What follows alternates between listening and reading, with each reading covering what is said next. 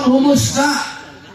Kung naramdaman nyo ba may pagbabago dito sa Quezon City? Kung nakakalakad ang inyong mga anak na hindi nasasaktan at hindi nababastos, kayong humusga. At si Atty. Jimmy Bondok, mabait, abogado, at asset ito sa Senado dahil abogado at magaling po. Palapakan naman natin, number 10, Atty. Jimmy Bondok. Kaya, speaking of isa sa mga tumulong, hindi ko po malilimutan ang taong ito. Si Congressman Bong Suntay. Ang mga Bong, mababait yan eh. Bongo, Bong Suntay. Anyway, isa ito sa mga naniniwala kay Mayor Duterte that time. At kami po, mga Bisaya, we value utang na loob. May utang na loob po kami ni Mayor Duterte. Isa siya sa sumuporta. Wala pang sumusuporta kay Mayor Duterte noon dahil taga Davao, Mindanao, wala po, konti pa lang. Siya nagpakita po ng suporta.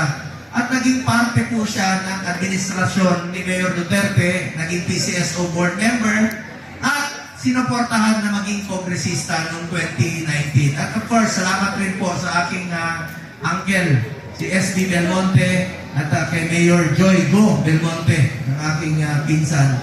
Salamat rin po sa suporta ninyo kay Congressman Bong Suntay. At marami naman po siyang nagawa rito tuwing sunog, tuwing sakuna rito. Nagtutulungan po kami ni Congressman Bong Suntay. So, pakiusap ko rin po sa inyo, we value friendship and loyalty po.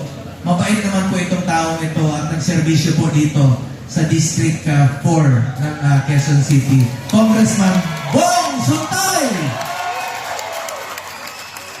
Ay, balikan ko lang po yung Senado kasi 5 minutes na lang po. At of course, huwag niyo rin kalimutan ang kapatid niya, si Attorney Miggy Suntay. Palapakan natin. Parati ko ito nakikita sa basketball. Sino mahilig? Parati ako dyan sa Araneta. Sino mahilig sa basketball dito? Magkita tayo doon, ha? O yun na, parati kong binibigyan ng bola sa PBA. Kiko Del Mundo rin po. Palapakan natin. Salamat po. Malaking tulong po ito sa District 4. Kaya balikan natin, supportahan natin ang kasamahan ko sa Senado. Hindi magiging successful na labanan ng kriminalidad sa panahon ni Pangulong Duterte. Ang magaling na senador, kasama ko po ito, katabi ko. Alam kong asset rin po ito na makabalik rin po sa Senado. Senator Bato de la Rosa. Palapakan po natin. Tulungan natin. And of course, pangatlo, mamaya ko explain. Ako po yun. Pang-apat, Ilonggo ito. Siya ang kandidato ng mga Ilonggo, from Bacolod, abogado, dating commissioner ng PACC, dati rin sa board member ng Land Bank, at USEC ng DILG, Attorney J.B. Hinlo.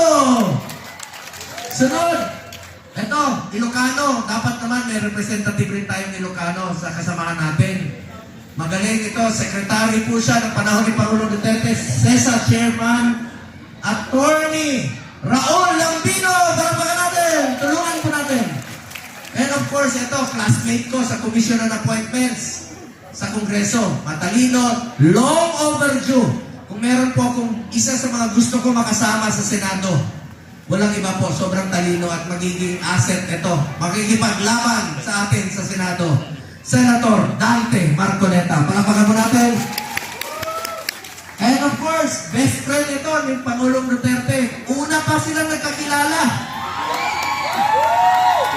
Praise the Father.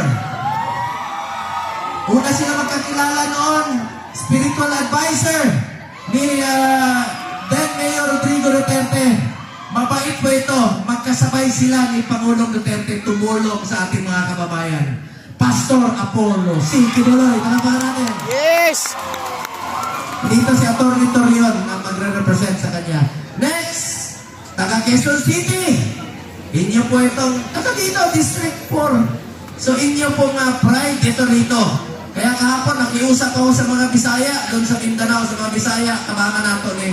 Siyempre, pag na-appoint ka as Executive Secretary, ibig sabihin, matalino at magaling ka. So, pinakamataas na yun ang posisyon sa Executive Department, parang Little President yun. So, asset rin po ito sa Senado, Attorney Vic Rodriguez ng Quezon City. And of course, tawagin si Philip kasi kakanta sa para sa inyo. Bawas sa oras niya, baka mamaya, last 5 minutes. Ito, sinong mga marites dito? Ang dami. Ito, doktor. Pwera sa marites siya, Dr. Richard Marites Mata.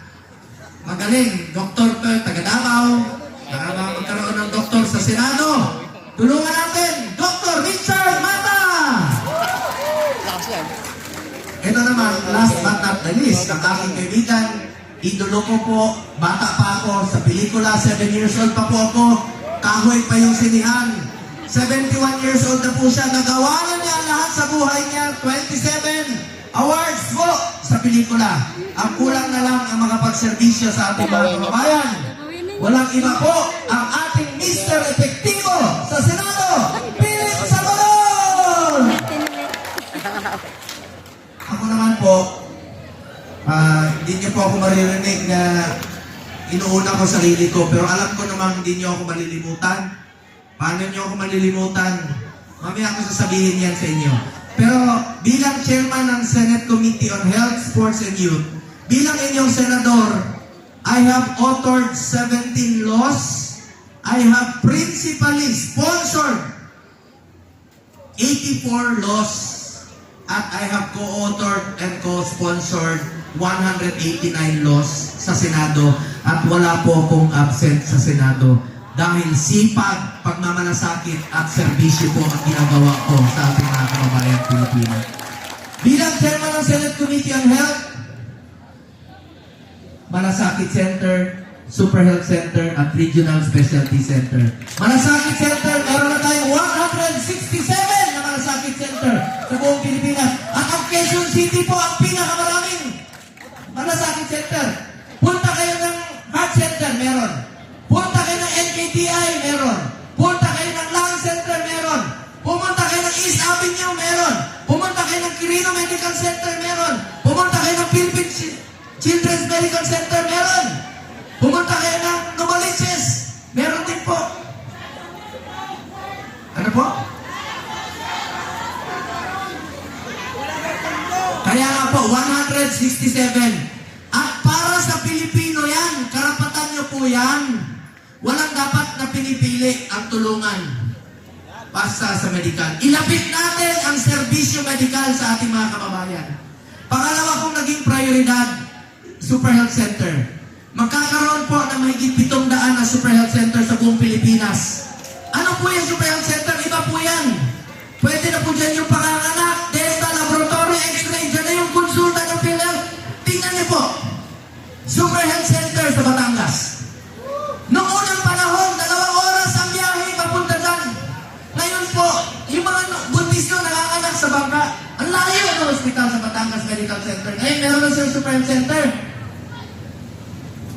Punta tayo sa Lake Cebu, sa South Cotabato. Bundok, 2 hours. Ang buntis nanganganak sa tricycle. Ngayon po, meron na silang Super Health Center. Mahigit 700 po ang ilalagay na Super Health Center sa buong Pilipinas. At yan po, patuloy kong isusulong. Tuwang-tuwa yung kapitan. IPs po yan, indigenous people. Tuwang-tuwa yung kapitan. Sabi ng kapitan, Sir, sabi ng mayor, Sir, pangalanan namin sa iyo itong bata. Dahil bago ka dumating, pinanganak yung bata. Pagtingin ko sa bata, babae. Sabi ko, paano mo pangalanan sa akin? Lalaki ako. Sabi niya, walang problema yan. Pangalanan namin ito ng bongga. Sinasabi ko lang po sa inyo, hindi po ako politiko. Hindi po ako nangangako. Ginagawa ko lang po ang aking trabaho para sa ating mga kababayan Pilipino. Yan po ang Super Health Center. Pangatlo, Specialty Center. Di ba ang Heart Center nandito sa Quezon City? Di ba ang Lung Center nasa Quezon City? Ang NKTI nasa Quezon City? Paano yung mga kamag-anak natin sa Mindanao, sa Luzon, sa Batanes, sa malalayong lugar? Babiyahin pa tayo dito. Ngayon po, with this law, ako ang principal sponsor. Maglalagay na po ng mga specialty center sa mga selected DOH hospital sa buong Pilipinas. Ilapit po natin ang serbisyo medical sa ating mga kababayan. Huwag natin pahirapan ang Pilipino. Kaya nga po, galit ako sa PhilHealth. Hindi ko titigilan ang PhilHealth. Dahil ang PhilHealth po, para sa health yan, hindi negosyo yan. Insurance yan na meron tayong masasandalan. Tingnan niyo po yung hospital billing ninyo. Magkano binabawas ng PhilHealth? Kukunti. Bakit kayo nagtitipid? Ngayon, sasabihin nyo, sobra yung pondo ninyo. Ibabalik nyo sa National Treasury. Habang naghihingalo yung mga pasyente, hoy, PhilHealth, pera ng taong bayan yan, karta sa sahod natin yan, ibalik po sa Pilipino. Babantayan ko po itong PhilHealth para sa Pilipino po. Ito po ang pinangako ng PhilHealth nung budget deliberation.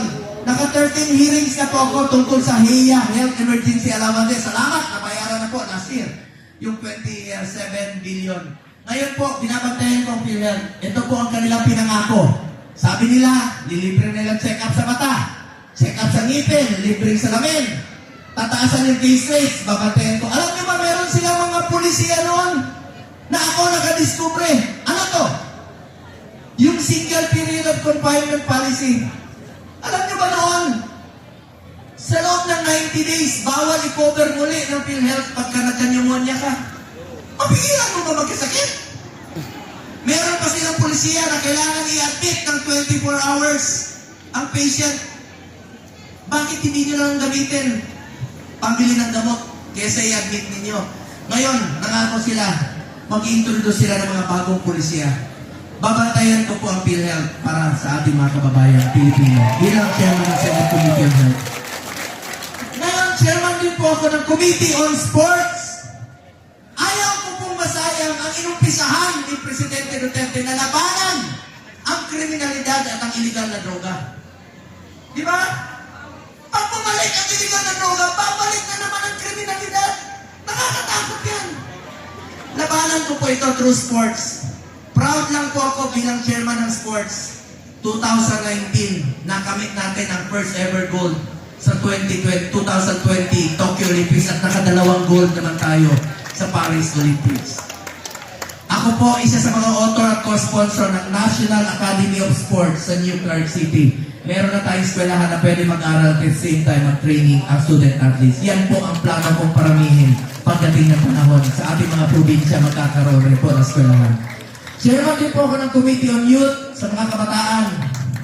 Please lang po, mag-aral kayo ng mabuti. Ako, proud parent po ako, may anak po ako. Binibigyan namin ang lahat sa ating mga anak. Kaya mga kabataan, aral kayo ng mabuti. May anak po ako na CPA lawyer na po, summa cum laude ng Lasal, valedictorian ng College of Law ng Ateneo dito sa Manila. Edukasyon ang puhunan natin, mag-aral kayo mabuti. At palapakan natin ang ating mga magulang sa lahat ng sakripisyo ginagawa para sa kanilang mga anak. Ngayon, balikan ko lang po ang aking sarili. Salamat po sa inyong tiwala at suporta. Hindi ko po sasayangin yung tiwalang binigay niyo sa akin. Magtatrabaho po ako para sa inyo. At bukas ang aking opisina para sa inyo lahat. Tawagin niyo lang po akong Kuya Bongo ninyo. Just call me Kuya Bongo. Kanina nga, may sumigaw, nag-motorcade kami, sinigawan ako, sabi niya, Hoy, Bongo! Sabi ko, Hoy, ka rin! So, ibig sabihin, parang kapitbahay lang tayo. Hindi ako naiba sa inyo. Kung ano sinasakyan ninyo, ganun din po ako. Sakay ako ng tricycle dyan, jeep nun. Wala akong arte sa katawan. At hindi niya naman malilimutan yung apelido ko. Pumunta kayo sa traffic. Anong maalala nyo? Ano yung green? Go! Pagtutok na kayo, bibili kayo ng manok, chokes to. Go pa rin. Ano pangalan ng dating presidente? Rodri! Oh! Ano paborito namin? Ulam! Mom! Oh! Hoy! Balita ko dito sa Quezon City, marami mag-inuman. Anong tawag sa mahilig sa alak? Lasing! Ayo'y mag-bongo-bongo! Hindi pa nga ako, nauna na yung operator. Operator, sa kanila. Mga lasenggo, huwag kayong magmaneho pag nakainom, delikado yan. Pag may nangyari sa inyo, ako na naman maalala nyo, pag kayo ay na... O yun! Ayo'y mag-bongo-bongo! Nauna yung operator eh. Anyway, meron ba ako isang tanong? Anong paborito nating araw? Walang trabaho? Linggo! Sa Bisaya, Domingo! ko nalimutan yung pangalan ko. Maraming salamat po sa inyo lahat, mga kababayan ko. Mahal na mahal ko kayo dito sa Quezon City. At meron na po akong sasabihin sa inyo. Sana po'y maalala ninyo na nag-usap tayo rito sa Quezon City. Mga kababayan ko, minsan lang tayo dadaan sa mundong ito. Kung ano pong kabutihan o tulong na pwede natin gawin sa ating kapwa, ay gawin na po natin ngayon dahil hindi na tayo babalik sa mundong ito. Ako po ang inyong Senator Kuya Bongo, patuloy na magsiservisyo sa inyo lahat. Dahil ako po ay naniniwala na ang serbisyo sa tao, serbisyo po yan sa Diyos. Maraming salamat po, mga minamahal kong kababayan. Mahal na mahal ko kayo lahat. Maraming salamat. Salamat po.